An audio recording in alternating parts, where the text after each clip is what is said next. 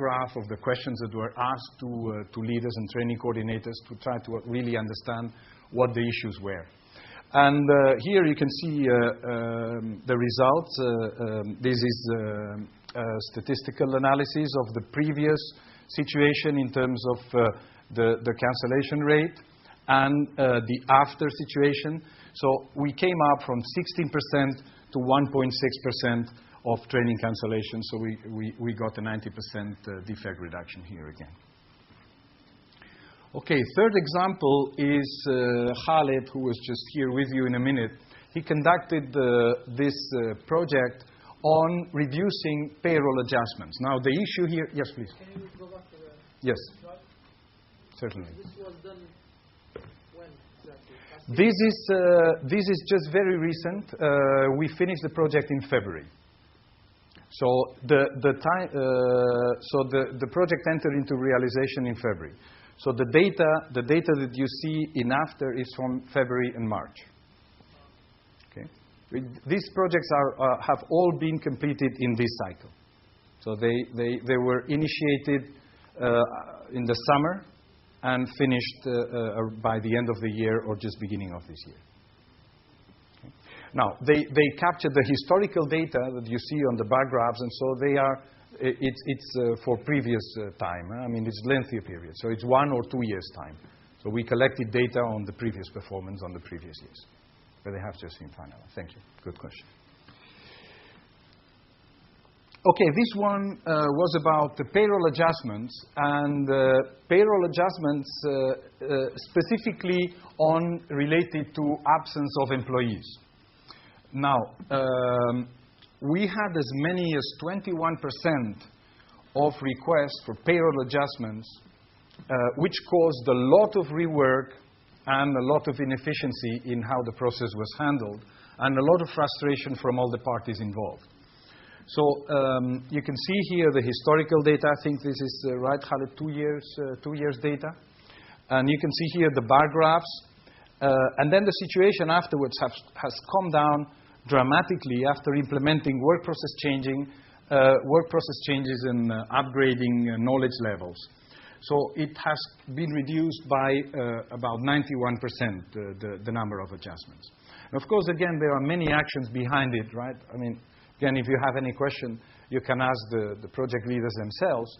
But of course, there were a lot of change management, a lot of culture change, work process changes, and sometimes involving also, of course, which is aligned with our objectives and strategy of using also efficient IT tools. Some of those also involve putting in place IT tools. Now, the last one is reducing it's the cycle time, reducing the local registration cycle time. Our performance previously that it took more than 9 days to process an internal training request. Then when we analyzed further, we saw that almost three quarters of that delay was caused by the internal mailing and some of the HR processing authorizations time. Okay, after, again, implementing process redesigning and using e-tools, and of course, culture change, a lot of culture change work done here, our performance improved significantly to 2 days. And nowadays, that was again implementing, back to your point, sir, that was implemented in February as well, this project.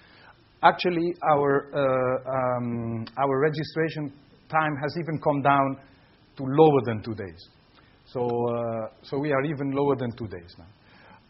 So we were very happy about this one too. So in a summary, and I think I will conclude with that, just in case waiting for any comment or question you might have. The challenge, of course, a lot of those projects you saw were in the service delivery area. And the challenge is finding the right ways and the right focus to translate those high-level strategies into actually actions that are impacting the bottom line and that our clients can see the difference. So that's what we try to do. many of those projects and many of the work that is still ahead of us requires a lot of culture change, a lot of communication. I think the point was also emphasized in the earlier presentation. It's really, it requires a lot of care on the projects. Now, this methodology is giving us the right umbrella for project leaders to dare to actually go and do that change and implement it on the ground. So on that way, on that respect, it was very helpful. And then the scoping, I think, lesson that we learned as well is very important. Again, strategies are very nicely looking, very high level, but you cannot chew them all at once. You have to break them into small steps, and then this methodology has really helped us to bring a lot of focus to that specific problem, analyzing it in depth, and then making sure that the improvements that we bring are really true improvements that are impacting the bottom line. Then, by the same token, while we are doing those projects, and especially the project leaders, they get a lot of great experience from that. So in terms of their own development, it's, I wouldn't say they are not the same person, but they really have a lot of great learnings from it, and you can check with them later. So, in a summary, any help we can get from our friends, and in this case from this technology, is welcome when it comes to the huge tasks that's ahead of us in trying to bring really those beautiful words into actually true actions in the field. So in our case, that technology is working fine. PIC has invested heavily on it, and even in HR, which is not the area where is it originally conceived for, because it's much easier, of course, to get it when you are dealing with, as we saw earlier, with the molecules and the pressure and the flows and the temperatures. But also with the human factor, if you take a project, an endeavor as a project, and follow the true methodology, and then honest to ourselves from the beginning to the end, you really get excellent outcomes at the end. So I think that with this, we didn't want to keep it too long for you. Just wanted to show some practical examples of what we did, and we'd be glad to answer any question you have. Please. Thank you for the valuable presentation. Today is my joint day. I really feel very happy. Usually when we talk about best practice, we talk about other companies outside this region, but I'm happy today to see the good practices from KMBC and from PIC.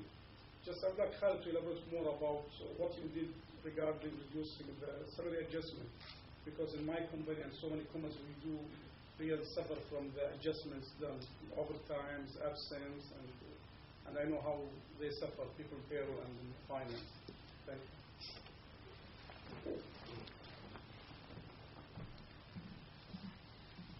Thank you, Mohammed, for this question.